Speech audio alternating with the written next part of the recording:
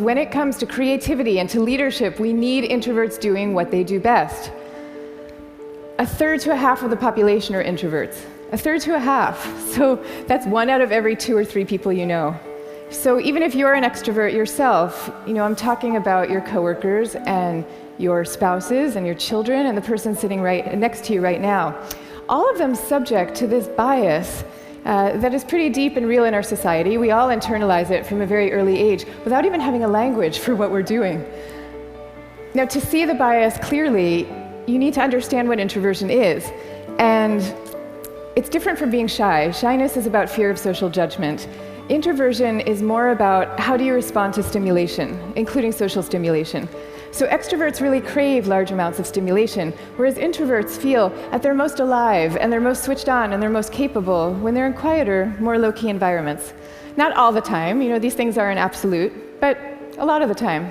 So the key then to maximizing our talents is for us all to put ourselves in the zone of stimulation that is right for us. But now here's where the bias comes in. Our most important institutions, our schools and our workplaces, they are designed mostly for extroverts and for extroverts' need for lots of stimulation.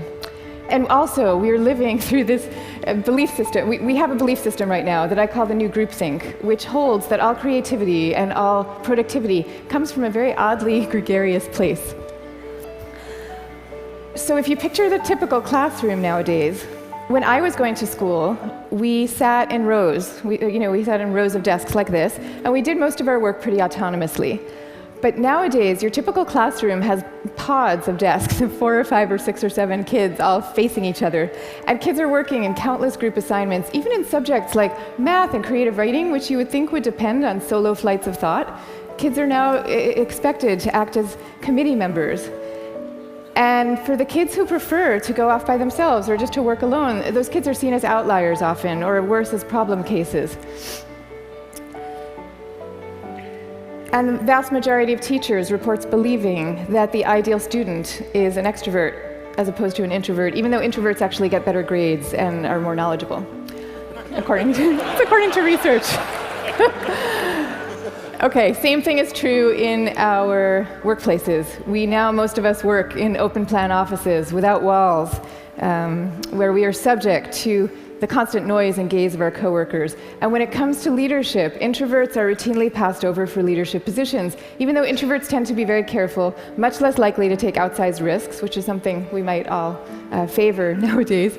And interesting research by Adam Grant at the Wharton School has found that introverted leaders often deliver better outcomes than extroverts do, because when they are managing proactive employees, they're much more likely to let those employees run with their ideas, whereas an extrovert can quite unwittingly kind of get so excited about things that they're putting their own stamp on things, and other people's ideas might not as easily then bubble up to the surface. Now, in fact, some of our transformative leaders in history have been introverts. I'll give you some examples. Eleanor Roosevelt, Rosa Parks, Gandhi, all these people describe themselves as quiet and soft-spoken and even shy. And they all took the spotlight even though every bone in their bodies was telling them not to.